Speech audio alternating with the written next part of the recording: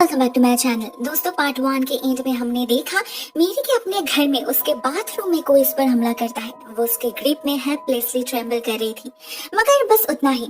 यह शक्ति उसे मारती नहीं। मेरी समझ जाती है ये सिर्फ एक वार्निंग था, क्योंकि अगर वो उसे मारना चाहती तो मार सकती थी बहुत इजीली। उसका गेस बिल्कुल सही था। ये काम मार्बर्ग का था और वो मेरी को टेस्ट कर रही थी, जिसके बारे में मेरी को ही नहीं पता। वो टिटुबा को पेट्रस के पास भेजती है पता करने के लिए, जहाँ टिटुबा को उसकी लाश मिलती है।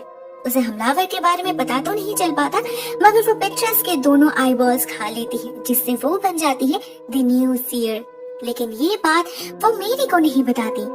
उधर जॉन धीरे धीरे शहर के अंदर घुसने लगता है।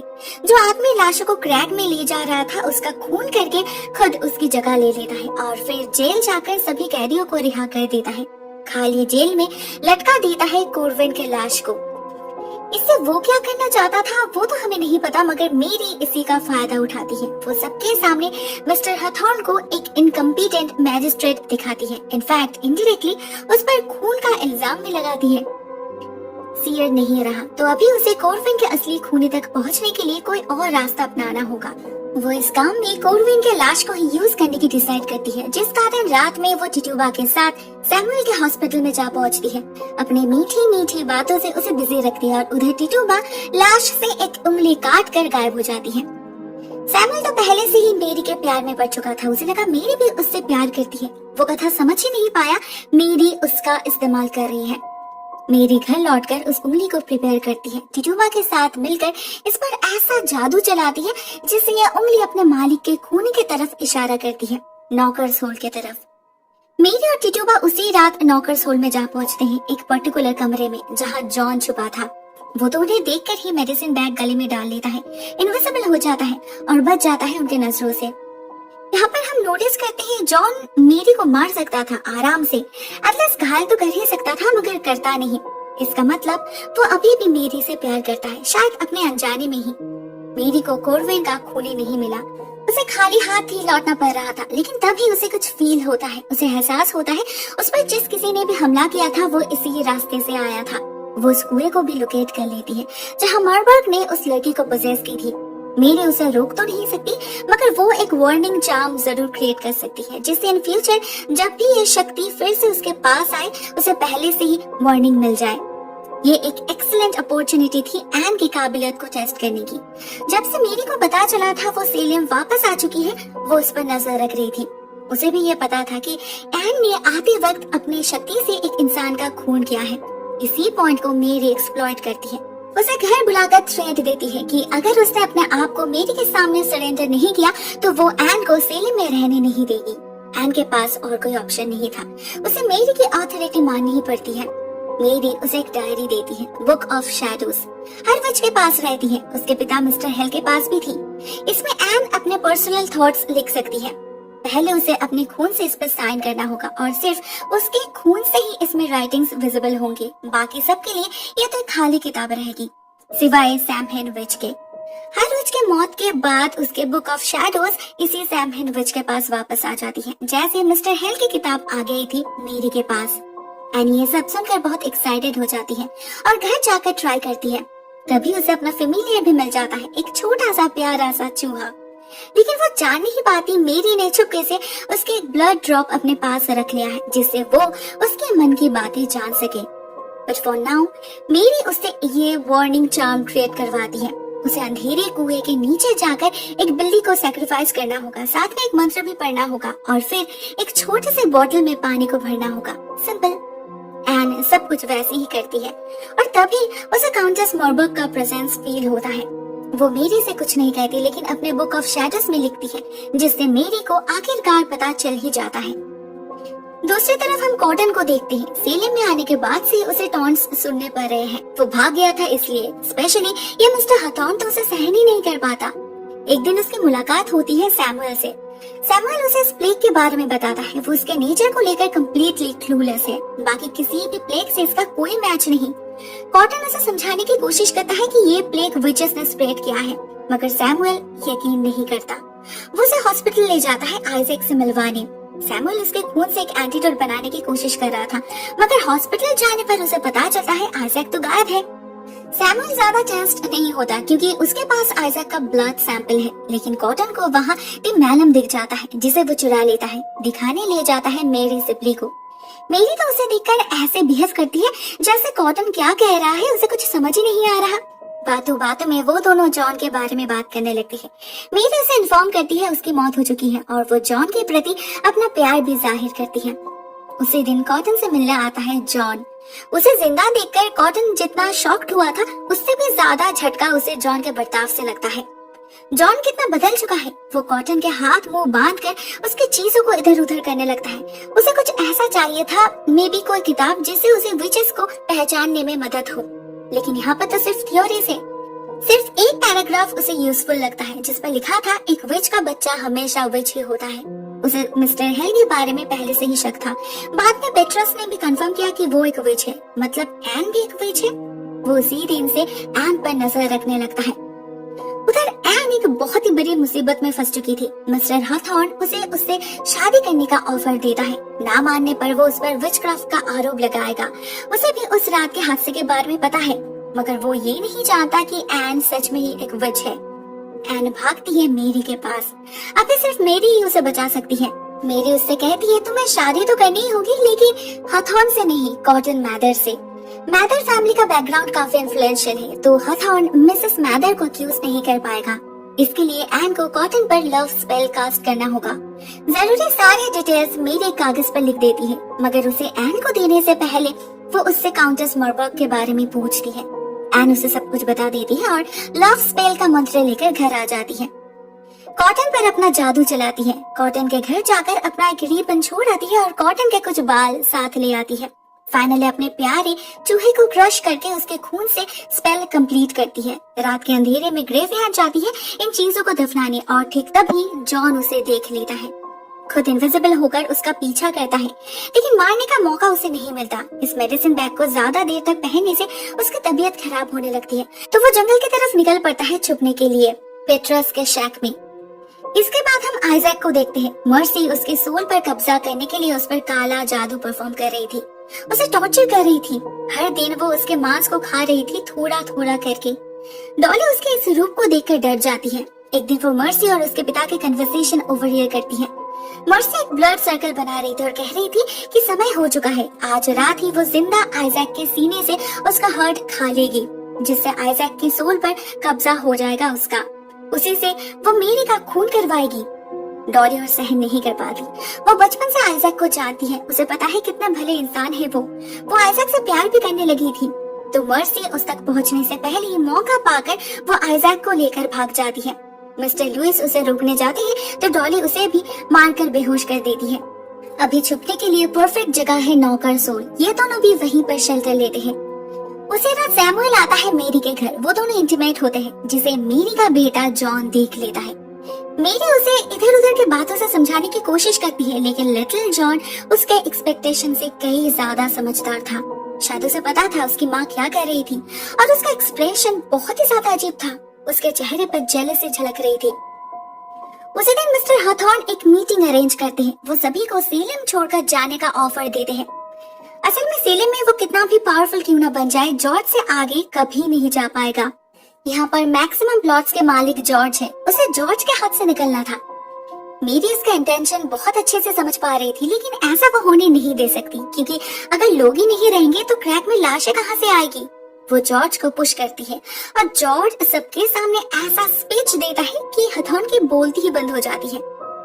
जॉर्ज समझ चुका था कि वो मेरी के हाथ से बच नहीं पाएगा, इसीलिए उसने फाइट करना बंद कर दिया। मेरी जो कहती थी वो चुपचाप मान लेता था। इससे उसकी जिंदगी भी आसान होने लगी और मेरी की भी।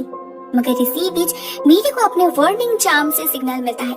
वो जब टेलीस्कोप से देखती है तो उसे दूर एक जहाज नजर आता है। मेरी समझ जाती है ये वो काउंटेस मॉरबर्ग ही है जिसके बारे में एन बता रही थी। टिटुबा उसे वार्न करती है ये जर्मन विचेस बहुत ही खतरनाक होती है। बाकी जो सारे एंशिएंट हाइव्स थे उनका खात्मा भी तो इसी ने किया है। मेरी को उससे बच के रहना चाहिए। उसका डर कितना जायज है वो हमें नेक्स्ट सीन में ही पता चल जाता है, जब हम काउंटेस मॉरबर्ग से मिलते हैं। हम शिप में काउंटेस को देखते हैं जो नहा रही थी खून से, यंग लड़की के खून से। न जाने उसकी असली उम्र कितनी है। उसके चेहरे के एक साइड पर तो सिर्फ हड्डी दिख रही थी। ऐसे जवान लड़कियों के खून से ही तो उसकी खूबसूरती बरकरार रहती है। वो अपने बेटे सेबेस्टियन के साथ बात कर रही थी मेरी के बारे में। मरबाग मेरी को उतना इम्पोर्टेंस नहीं देती। कहाँ वो एक ट्रू जर्मन विच है और कहाँ मेरी एक मामूली सी एसेक्स हाइव की विच। लेकिन वो हैरान है, इस एसेक्स हाइव के मामूली सी विच ने ग्रैंड राइड कंप्लीट कैसे की। कुछ तो बात होगी उसमें। उधर मेरी एक प्लान बनाती है। मरबर्ग के उस तक पहुंचने से पहले ही वो खुद जाती है उससे मिलने उसके जहाज में। पहले जहाज के एक हिस्से में आग लगाकर वो सबको उस तरफ भेज देती है और दूसरी तरफ खुद जाती है मरबर्ग के चेम्बर में। लेकिन वहां जाकर उसे एक आईने पे जो दिखता है उससे उसकी हालत खराब हो जाती है। मेरी मरबर्ग को अपने घर में देखती है, उसके अनकॉन्शियस शरीर के पास। लेकिन मरबर्ग तो उसके सामने खड़ी है। वो एक साथ दो जगह कैसे मौजूद हो सकती है। ऑनेस्टली मेरी थोड़ा सा डर गई थी, लेकिन वो दिखाती नहीं, उल्टा मरबर्ग को चैलेंज करती है। उसने ग्रैंड राइड कंप्लीट किया है तो बाकी कॉन्सेक्रेशन भी वही पूरा करेगी। डार्क लॉर्ड को धरती पे लाएगी, किसी और को इसका क्रेडिट लेने नहीं देगी वो। फाइनली मरबर्ग उससे दोस्ती कर लेती है और कहती है उसने मेरी के घर में एक फ्रेंडशिप टोकन छोड़ के आई है। मेरी खुश होकर घर वापस आ जाती है, बेहोश टिटुबा को जगाती है और फिर दोनों मिलकर जाते हैं मरबर्ग के टोकन को ढूंढने। लेकिन उन्हें जो दिखता है वो उन्होंने कभी सपने में भी सोचा नहीं था। उन्हें जॉर्ज दिखता है बहुत ही वियर्ड पोजीशन में। उसके मुंह से पानी ऐसे निकल रहा था जैसे पूरा समुद्र ही उसके पेट में हो। मेरी और टिटुबा उसी वक्त अपने शक्ति से जॉर्ज को रिवाइव करने की बहुत कोशिश करती है, मगर मरबर्ग का स्पेल काफी शक्तिशाली है, उसे तोड़ा नहीं जा सकता। जॉर्ज बहुत पहले ही मर चुका है। मेरी बिल्कुल टूट पड़ती है। उसके सेले में राज करने का जरिया था जॉर्ज। उसके बिना वो सिर्फ एक विडो है, समाज में उसका कोई ग्रिप नहीं। कैसे पूरा करेगी वो बाकी काम। तभी उसे बाहर कुछ आवाज सुनाई देती है, जैसे कई सारे लोग एक साथ चिल्ला रहे थे। मेरी जब देखती है तो उसे पता चलता है मिस्टर हथॉर्न और कॉटन लड़ रहे थे। फ्लैशबैक में हमें पता चलता है कॉटन जब बैठकर दारू पी रहा था उसके अंदर अचानक कुछ लोचा होता है, बेहद अजीब सा फीलिंग्स। उसे एन याद आने लगती है without any reason, which means एन का जादू काम कर गया। वहाँ मिस्टर हथॉर्न भी आए थे अपने दोस्तों के साथ। सभी श्योर थे एन हथॉर्न से ही शादी करेगी। हथॉर्न को उसका पैसा भी मिलेगा और साथ में वर्जिन लड़की भी। सभी एन को लेकर गंदे गंदे कमेंट्स कर रहे थे जो कॉटन से बर्दाश्त नहीं हुआ। उसे खुद नहीं पता उसके अंदर इतनी हिम्मत कहाँ से आई। वो जाकर हथॉर्न को पीटने लगता है, चाकू उठा लेता है उसे मारने के लिए, लेकिन मार नहीं पाया। मेरी दिल से चाहती थी कॉटन उसे मार डाले, लेकिन उसके फेलियर से अपसेट होकर वो उन दोनों को ही जेल में डाल देती है। अभी उसे कुछ और सोचना होगा अपने राज को छुपाने के लिए और इस मिस्टर हथॉर्न से डील करने के लिए। उधर मरबर्ग बहुत खुश हो रही थी, मगर उसका बेटा सेबेस्टियन उसे याद दिलाता है जो उनके शिप में आकर उन्हें चैलेंज कर सकती है, वो इतने आसानी से हार नहीं मानने वाली। मरबर्ग को भी ये पता है, तो वो सेलियम पहुंचने से पहले ही अपना प्लान तैयार रखती है। इसी बीच हम सैमुअल को देखते हैं एक पेशेंट को एग्जामिन करते हुए। उसके पास ज्यादा समय नहीं, मगर सैमुअल इसे अपने रिसर्च में यूज करना चाहता है। उसे नॉलेज की बहुत भूख है जिसके लिए वो किसी भी हद तक जा सकता है। वो इस पेशेंट को जिंदा काट कर देखना चाहता है इस इन्फेक्शन में शरीर के अंदर क्या प्रभाव पड़ता है। वो कॉटन को भी बुला लेता है जो रिसर्च के खातिर मान जाता है, और उसके सामने जब सैमुअल इस बंदे का डॉप्सी करता है तो उसे अंदर एक काला लिक्विड दिखता है। इस आदमी के सारे ऑर्गन्स इस लिक्विड में पिघल चुके थे और ये इतना पॉइजनस था कि उसके कांटेक्ट में आते ही सब कुछ पिघलने लगता है और जमीन पर गिरने पर एक बड़ा सा गड्ढा भी हो जाता है। ऐसा लग रहा था जैसे लिक्विड डायरेक्टली पाताल तक पहुंच रहा था या फिर नरक तक। डार्क लॉर्ड के जागने का समय जो हो चुका था। अगली सुबह मरबर्ग का जहाज सीलिमा पहुंचता है। मेरी आती है उसे रिसीव करने। मरबर्ग उसे डायरेक्टली इनडायरेक्टली समझा देती है कि मेरी उसके सामने टिक नहीं पाएगी। अगर उसे जिंदा रहना है तो मरबर्ग के सामने झुकना ही पड़ेगा, नहीं तो मरबर्ग जॉर्ज की सच्चाई सबके सामने बता देगी। मेरी को मजबूरन उसकी ऑथोरिटी माननी ही पड़ती है, मगर उसका बेटा सेबेस्टियन मेरी से बहुत इम्प्रेस्ड था, विजिबली अट्रैक्टेड था उसके प्रति। वो जॉर्ज के लाश को गायब कर देता है और मेरी को प्रपोज करता है, लेकिन कुछ इस अंदाज से कि मेरी को समझने में देर नहीं लगती ये बंदा उसे ब्लैकमेल कर रहा है। इनसे बचने का कोई तो रास्ता होगा। इस सब के बीच हम मर्सी को देखते हैं। आइजैक भाग गया सुन के वो तो गुस्से में पागल हो चुकी थी। ऐसे में मरबर्ग जाती है उससे मिलने। उसे पता है इस पागल लड़की को कैसे यूज करना है। वो मर्सी को उसकी खूबसूरती वापस देने की प्रॉमिस करती है।